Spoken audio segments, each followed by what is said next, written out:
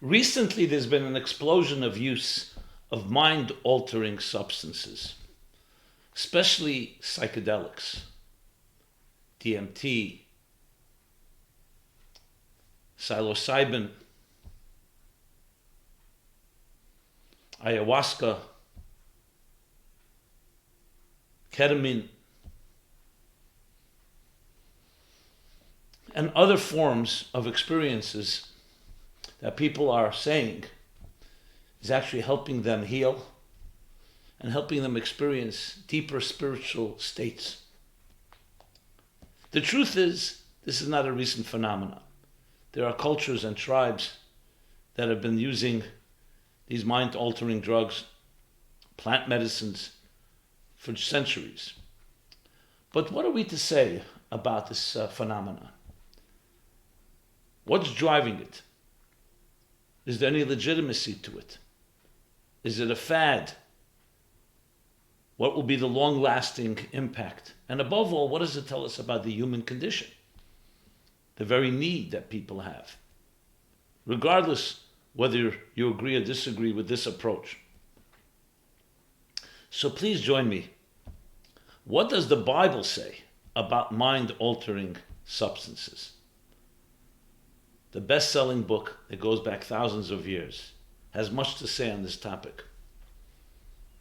And it's critical that we understand it, especially at its root, to be able to make sense of its application and whether the application should or shouldn't be used. So please join me.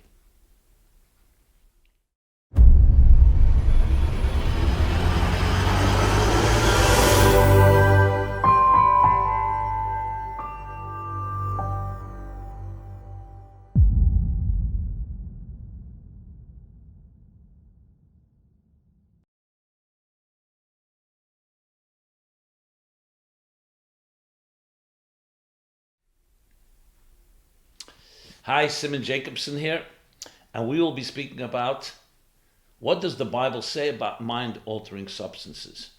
This program is dedicated by Mark Siegel in honor of his father Mordechai Avram ben Meir Halevi.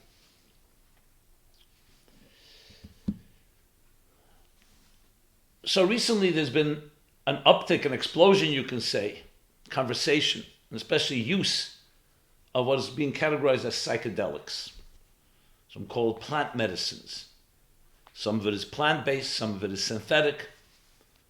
And these include things from DMT, different forms of it, LSD, mescaline, psilocybin with mushrooms,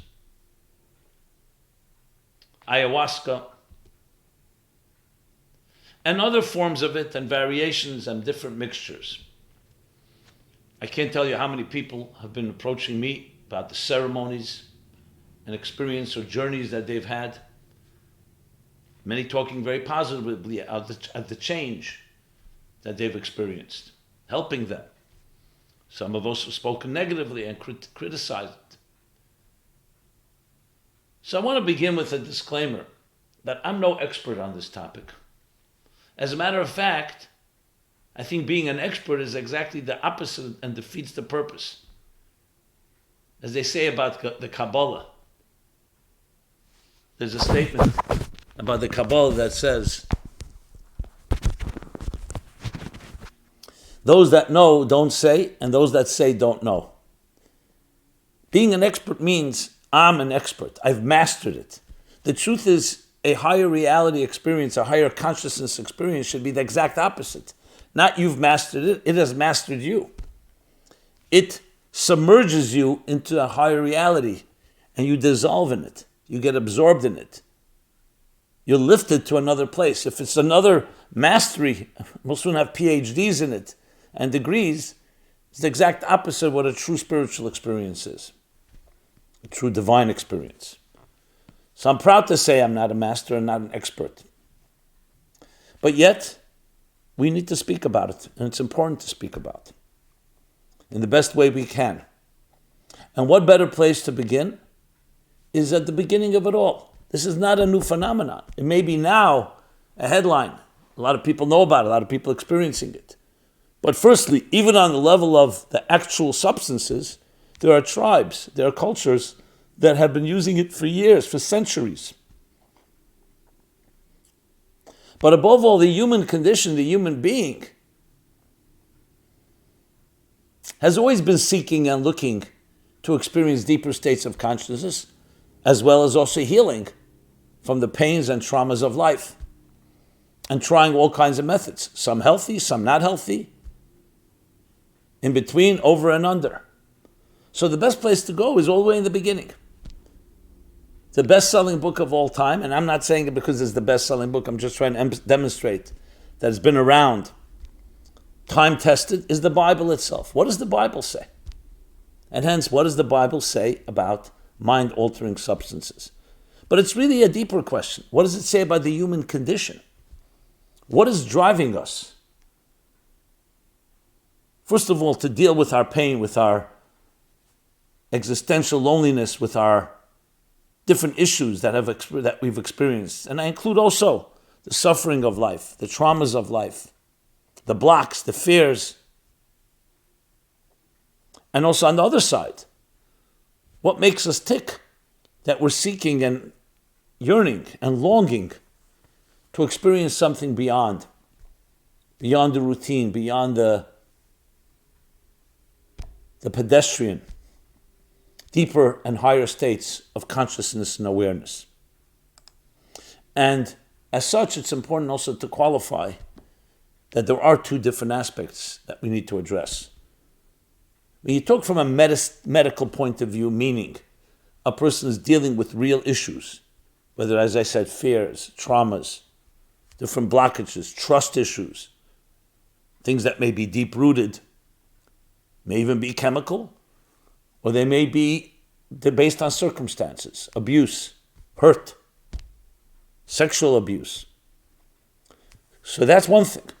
There's another, and just separating doesn't mean there is an overlap, which is experiencing deeper states of consciousness, higher states of consciousness.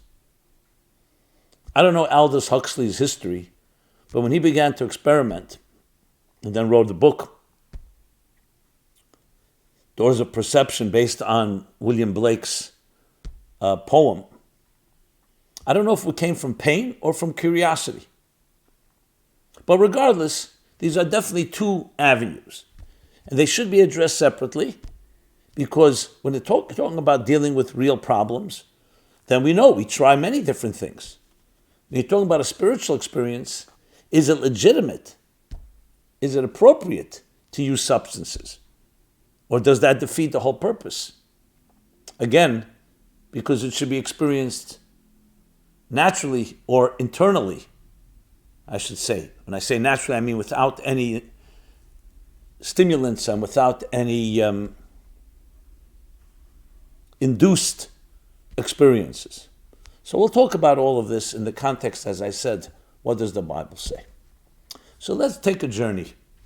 The journey is going to be all the way back into the very deepest recesses of our inner consciousness, and I'll call it even super consciousness. Where do we begin? The human being. The best way to understand ourselves, we have to look at our genesis, at our origins. In scientific terminology, the Big Bang. Where did it all begin? Because if we want to understand ourselves and understand our longings and understand our needs, we need to know, who are we?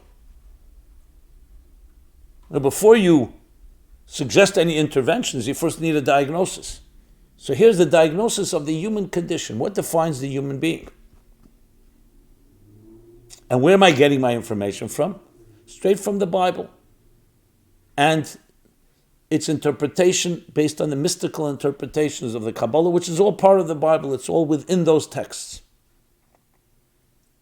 But if you read the verses themselves, you can see it pretty clearly.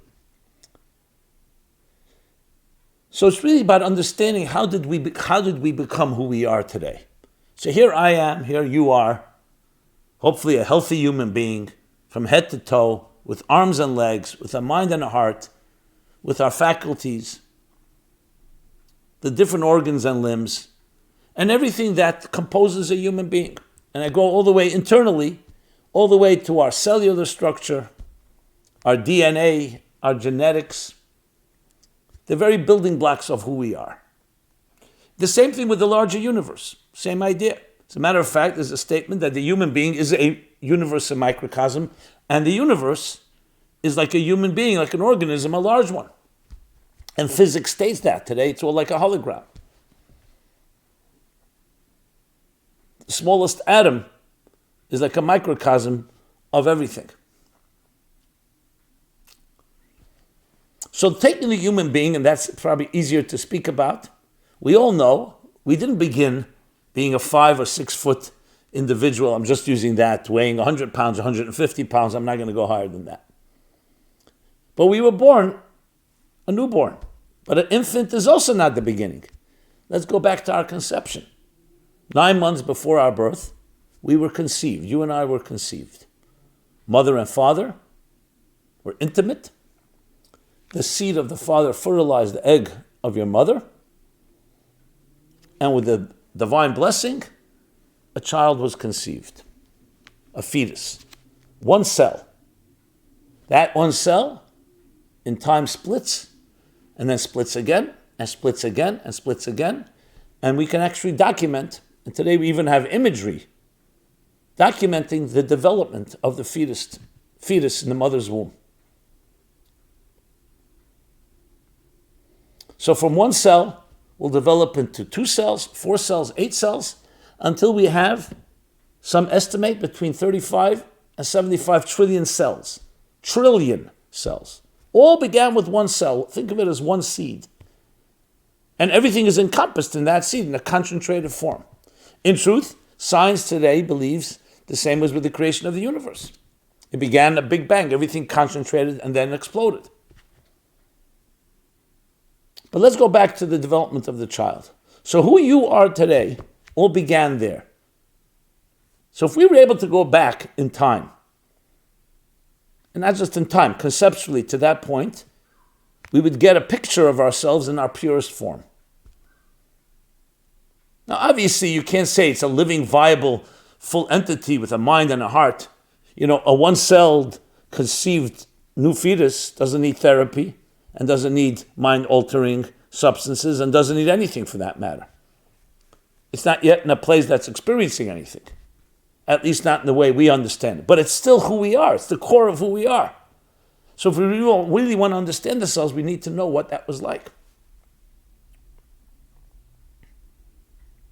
And then we start understanding how it breaks down into 2 cells, 4 cells, into the multitude of the complex human being.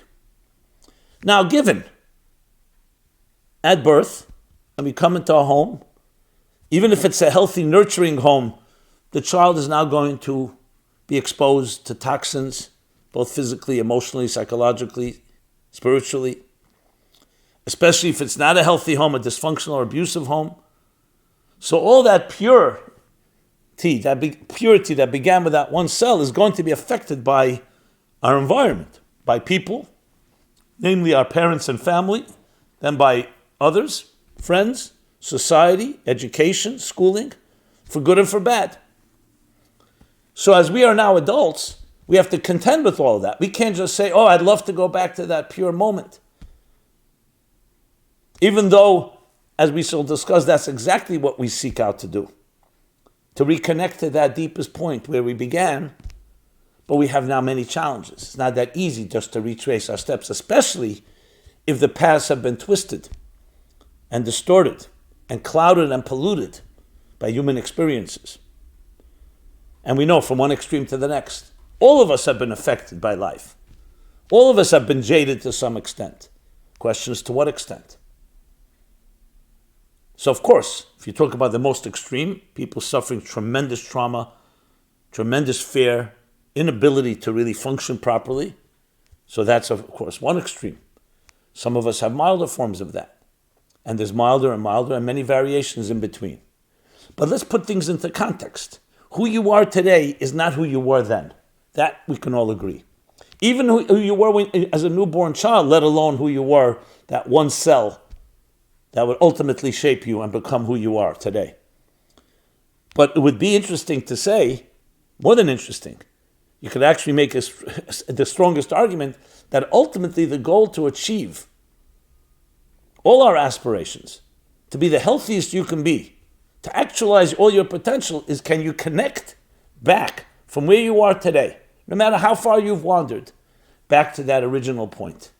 If you can do that, whatever method, and we'll talk about methods soon, that's the ultimate goal. And indeed, we will now describe what that looks like. And again, where am I taking the description? Straight from the Bible, from texts. And I will also be quoting some of the Kabbalistic sources in the Zohar, the Arizal, Isaac Luria, in his classic Eitz Chaim, book of the Tree of Life, to explain these verses, how they really describe who we are at our core and essence. So the way the Bible puts it is this.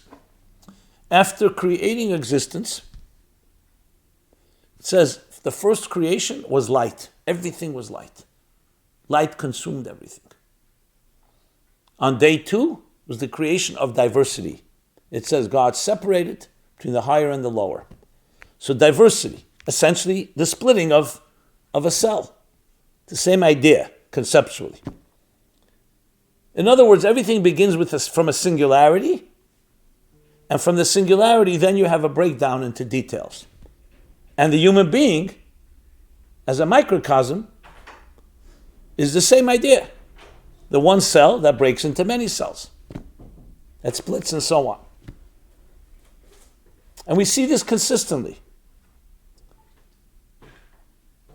Then let's move to day 6, the creation of the human being, created in the divine image. So the human being is defined in the Bible as being created in the divine image. Who we are at our core is divine breath. It says God took a clump of earth from the ground and breathed into it. Vayipach, he breathed into it a soul of life, divine breath.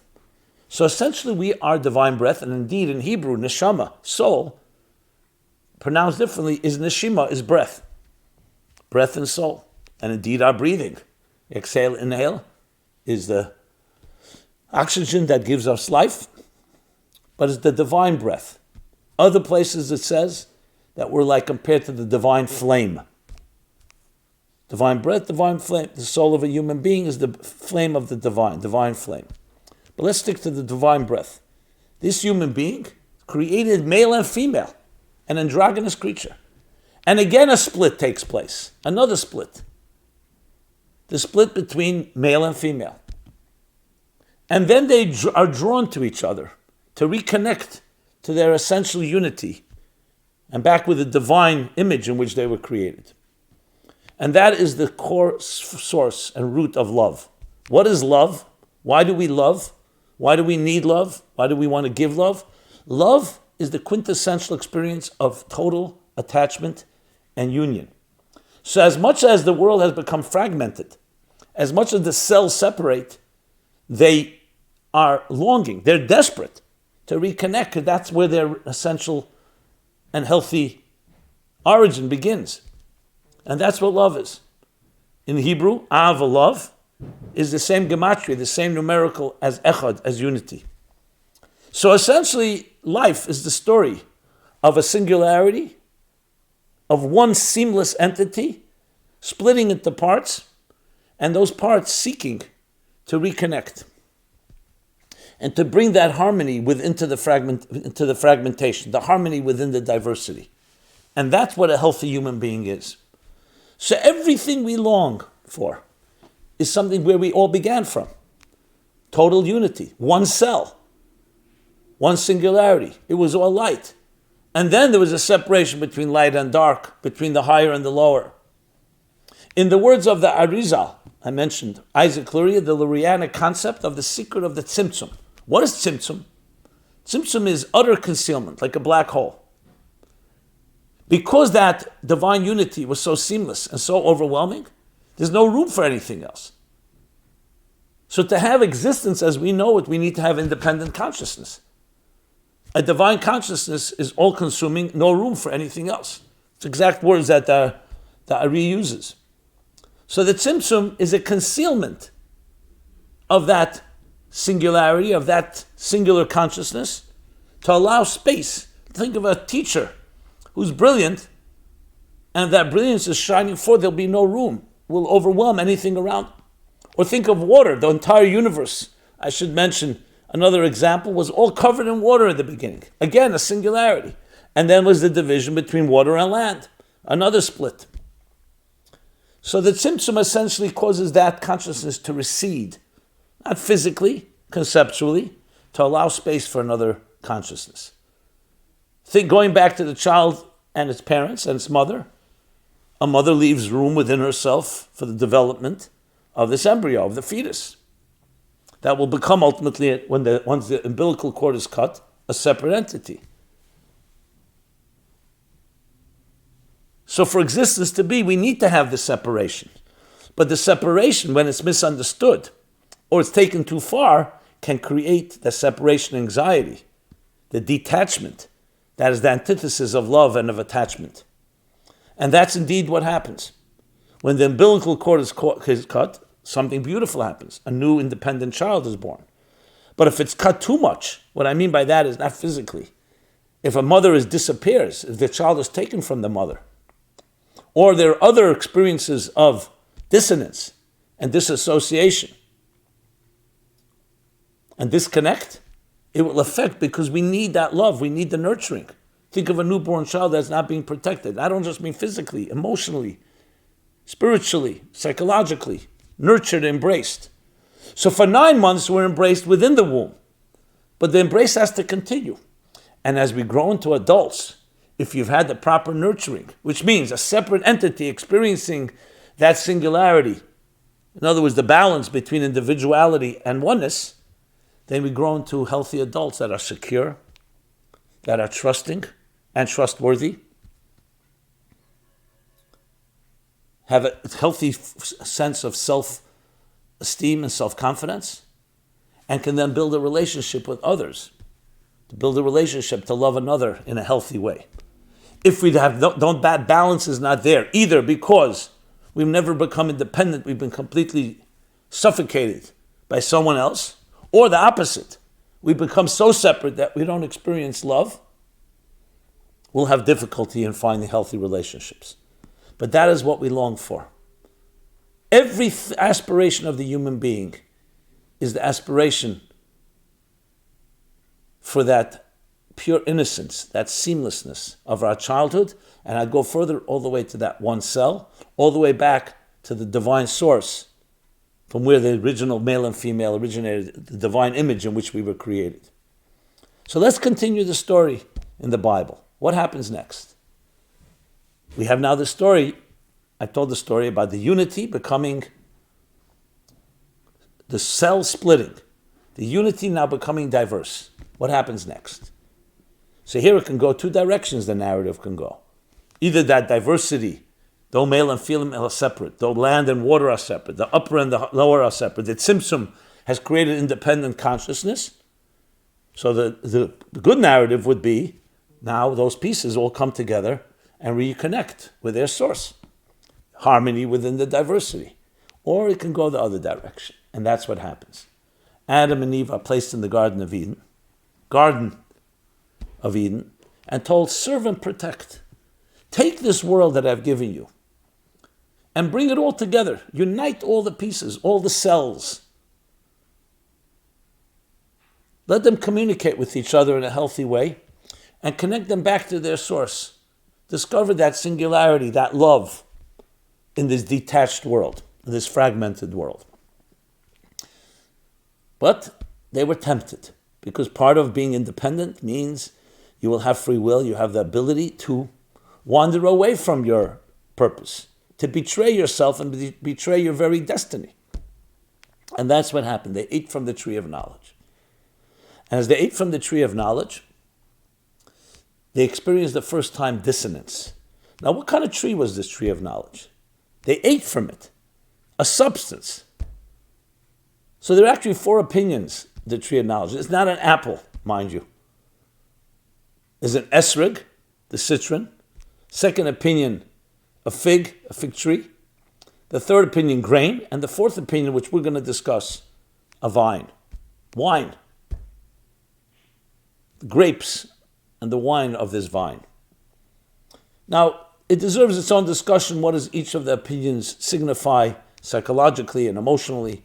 But let's talk about wine, because wine is a mind-altering substance. Not quite with the power of the psychedelics we mentioned, but it's a mind-altering substance. And it could be used for good, it could be used not for good. In this case, we're told that had they waited till Friday night, they would have made Kiddush and sanctified that wine. But they didn't wait. They were impatient. And the serpent, which is essentially that voice within us, that mischievous voice that can take us in the wrong direction, told them, your independence, God doesn't want you to be like God. He doesn't want you to know good and evil. He doesn't want you to have that experience. Eat from the tree and you'll be like God. And that was the first mistake. They did. They ate from it. And they experienced dissonance. What happens next? They suddenly experience their sexuality. They feel their sexuality. Until then, like a newborn child, they were not self-conscious. They were human beings aligned with their creation and their purpose. Why should they be self-conscious about their sexuality? Suddenly they realized, I'm apart from something else. The man is apart from the woman is apart from the man. We're both apart from our divine image in which we were created. So they felt shame and they covered themselves. Then it says, God comes to the garden and Adam hides. He's hiding from God. And God says, Ayeko, where are you? What does that mean? God doesn't know where he is. Can you hide from God? God was saying the ultimate statement. Think about it. Where have you gone? I don't recognize you. You've wandered away from your purpose. The dissonance you've created. It's like you're sitting with someone and they're right near you, but they're wandering off. Their mind is elsewhere. You say to them, where are you? Are you with me? Are you present? The love, the unity that we once had. I don't feel that the person who loves me is with me. You're not present. Because now there's another agenda. Now that could have been corrected, but it wasn't. Generation after generation, the dissonance only grew. So instead of this independence created by the cell breakdown of the cells, all joining together, it went the other direction. More fragmentation, more separation, more discord, more disunity, to the point of hostilities, injustices, and war itself. Look what human beings have done to each other. Have we perpetrated the greatest crimes against each other? Whether it's killing or murder or rape or whatever it is. How is that possible? We're all part of one large organism. We're all part of one higher unity. But that's what happens when the concealment, the tzimtzum, the separation is misunderstood and misdirected. It can go in the wrong direction. But still there's something within each of us, beating in our hearts, beating in our very DNA, beating in our superconscious, that reminds us, and we're seeking love. We want to connect back to that source. That's the driving force, my friends, for all our needs. The need to reconnect, to attach in the purest possible way. But now, once we've wandered, you don't just end up lost in the forest overnight. It takes time, step by step, and finally you're there. Once you're there, it's like, how do you go back? As I mentioned before, once life is taken over and this, what we called separation, has turned into actual hostility, where a parent can hurt a child, abuse, all forms of dysfunctional behavior, traumas, pain, it's not that simple. You can't just say, okay, let's turn the clock back. But never give up, because the past has not been lost. You're still that one cell you began has not disappeared, it's just gone undercover and has been hijacked. Our consciousness is now controlled by the fragmented consciousness. We'll call it the dissonance consciousness rather than the unified consciousness. And that is indeed the entire story of the Bible. How do you get back? How do you get back to the garden? How do we reclaim paradise? How do we regain our rosebud, our initial innocence, our initial unity, while also being who you are? We're not looking to annihilate. So on a healthy level, the cells within us communicate with each other. And there's a healthy structure. Because remember, we need the structure, but we need the structure to recognize the unifying element. Think of a conductor of a symphony. So the symphony has many musicians and many different parts, but you need that unifying element, that unifying principle. So it's the harmony within diversity.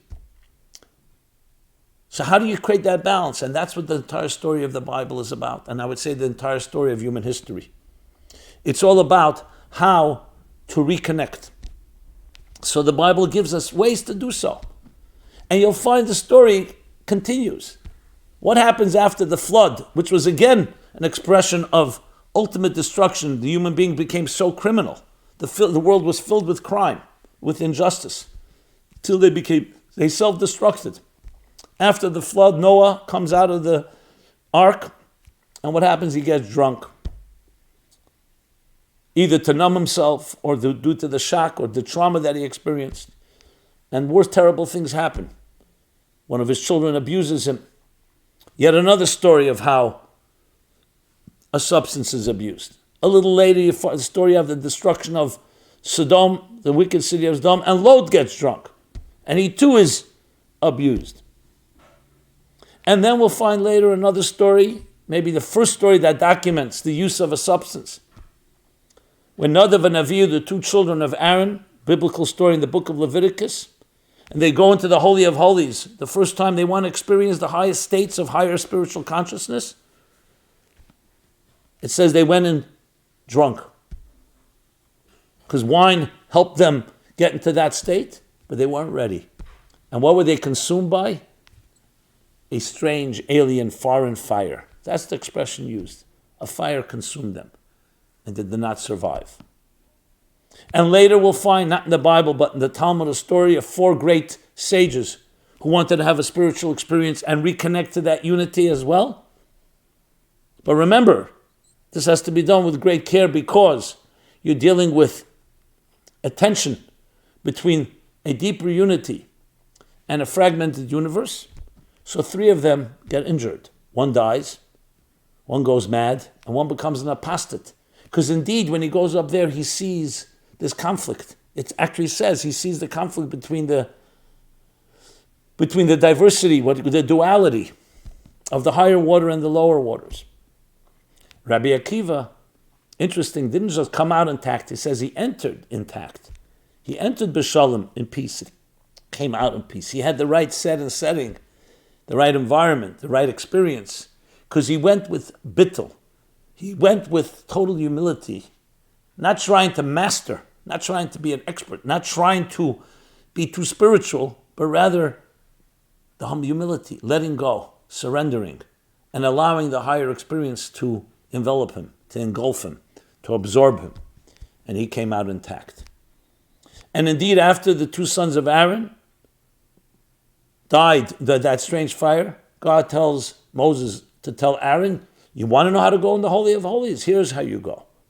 And all the laws of Yom Kippur, the laws of abstinence, of humility, of discipline, of restraint. If you want it too much, it may not be a good sign. You need to allow yourself to grow into it. Which brings us back now to altered states of consciousness. How do you go there? So from the biblical approach and the mystical approach, you have to earn your way. You can't force your way in. You force your way in? It's a step-by-step, a full life, pay the dues, humble, discipline, restraint, controlling your urges and desires. There's no magic trick. There's no magic pill. That's the only way, because then you earn it, and more importantly, you can assimilate it. You can't just force your way back to that utter unity, especially once the cells have not communicated well with each other. Once that diversity, once that fragmentation has turned even hostile, especially when there's traumas and other things. You can't just force your way back in. That's why from a biblical point of view, that's not the approach how to experience higher states of consciousness. There are ways. The day-to-day disciplines of life, of kindness and generosity. Imagine someone, an arrogant person, behaving obnoxiously and says, you know what, I'm going to take a pill, a mushroom, a chemical, a tea, and I'm going to experience the divine unity. Maybe first get less obnoxious. Maybe first refine yourself a bit. Try to be a mensch. And people say, once I can't, I've been traumatized. No, traumatized is a reason for dealing with your trauma, but it's not a reason for mistreating other people. You have the ability to do so. And if not, you lock yourself up. So first thing is you need to be a person who's a responsible human being in your life. I mean, I'll give just an example. Imagine a child experiences a sexual pleasure, intimacy. They're not ready for it. They may enjoy it, but they just don't have the containers. They've not earned it. The question is whether adults have. But at least an adult has a certain maturity, a potential maturity. It reminds me, a lot of people who describe to me their spiritual experiences through substances, I don't want to dismiss it. But I say to myself, maybe it's like a person the first time they've had sex. So of course they're excited. And tell them, listen, this has been going on for thousands of years. There are people who are very well versed in the spiritual experience. Not to dismiss, welcome to the club. But no, now experience humility and realize it's a journey. And it's a journey that you can't induce. Will I say that people are not having an experience? The truth is that one cell, that singularity is a reality. So of course there are ways you can get there that are simulated, or there are ways that are induced, and I'm not going to dismiss that. As a matter of fact, I remember once giving a class. At the end of the class, somebody came into my class, and clearly he was high on something. And then he told us he was on an acid trip, and he was still in it. He says, I love you, Rabbi Jacobson, I love you. What you say resonates, but I appreciate you because I've experienced LSD. He says, let me tell you something. I grew up in a home, a Jewish religious home. I put on tefillin, I kept Shabbos, ate kosher.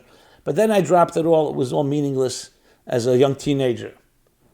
And I found my truth through Zen Buddhism, through LSD. It came from the 60s, that generation. I was once on a plane, and I remember I dropped acid before I got on the plane. I love doing that, looking out at the clouds, the skies, the heavens, all comes alive. Basically taking 2 trips at once, on a plane and also his acid trip. And suddenly in the back of this airplane, I hear Hebrew. A group of minyan of Jews, a quorum of Jews praying.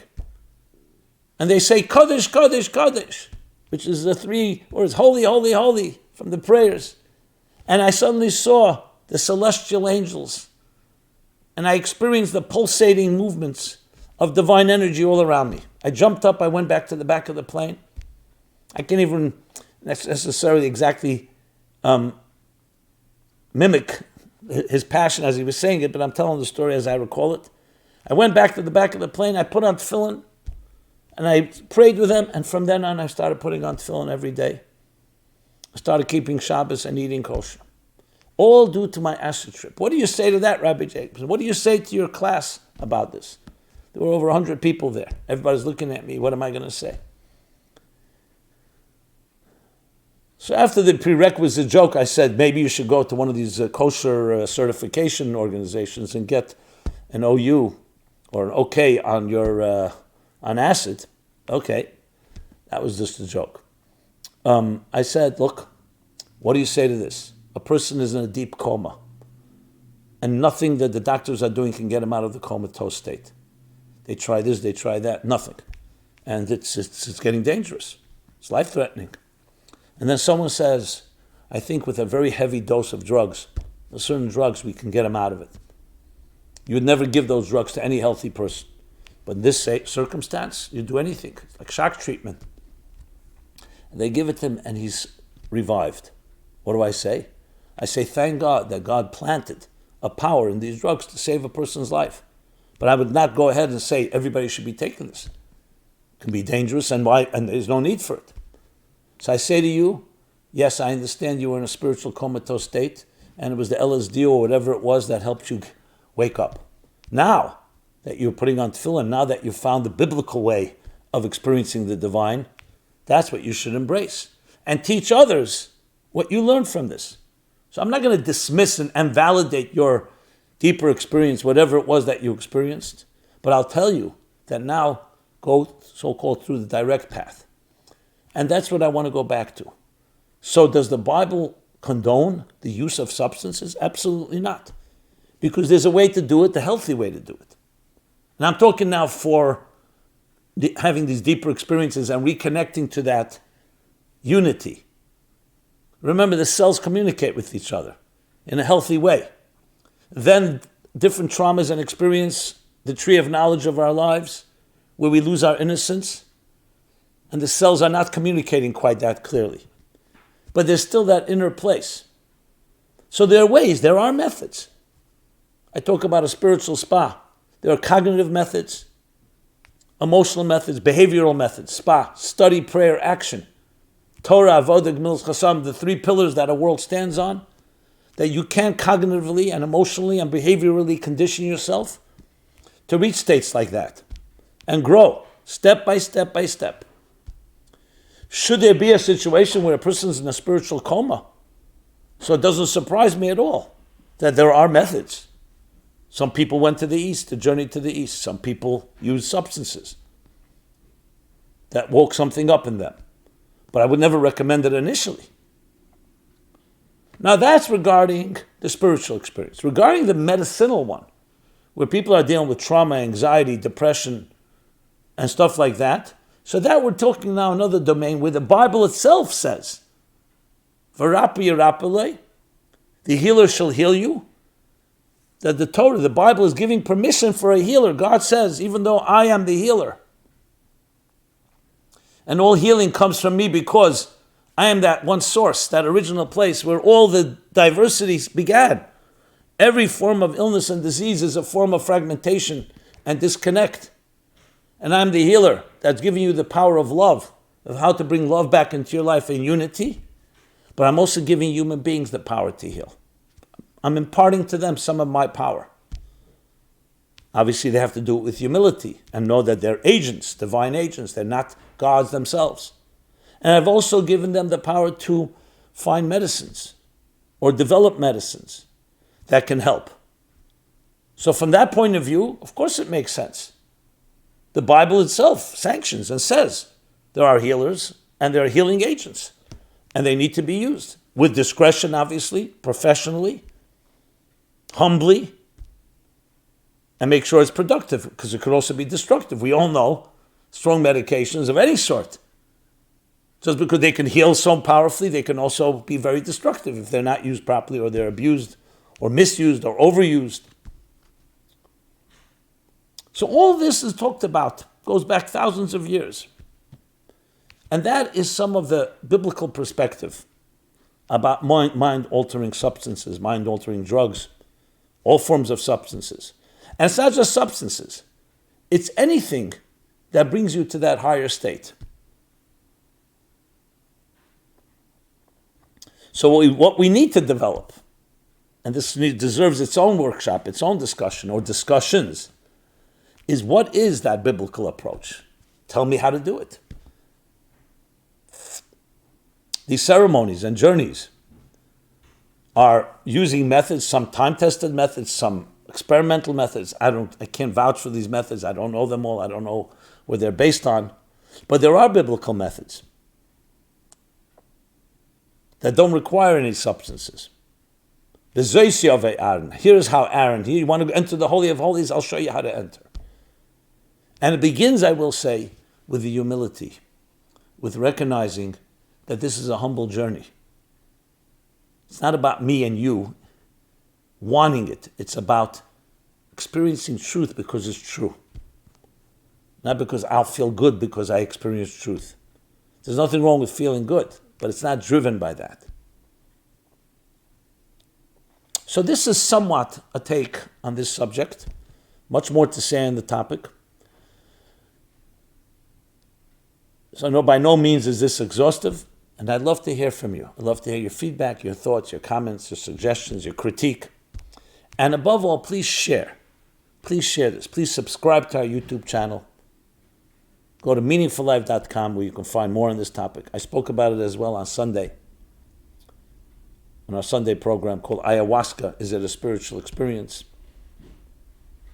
And I intend to speak more about this because it's an important topic. And above all, for me, it's not about the substances. It's not about the psychedelics. It's not about the plant medicines. It's about us. Who are you as a human being? You deserve love. You deserve to connect all the disjointed parts of your life, and even the painful parts. You deserve to reconnect to that source. And sometimes pain and trauma actually can be a catalyst, can be a springboard, because it motivates us. It gets us out of our comfort zone. So use it as such, and maybe actually reach places where we can connect to that one cell that you were once, but now, not as a one cell that permeates, that saturates, that infuses all the details of our lives. The bridge between the fusion and bridge between the superconscious and the conscious, between land and water, between the higher and the lower, between the pre-symptom consciousness and the post-symptom reality, between that newborn, that one cell, and the 75 trillion cells. That's the ultimate goal. And to do so by returning to paradise, to the garden, and this time not be at loss when you're asked the question, where are you? I know exactly where I am. I am a human being on this earth, with my feet firmly planted on the ground, but my head in the heavens, in the clouds. Who am I? I'm a human being that is a vehicle for the ultimate spiritual and divine within me. I'm the infinite packaged in the finite. I am the unity expressed in all the glorious multitudes of diversity. Everyone be well, and please go to meaningfullife.com. This has been Simon Jacobson.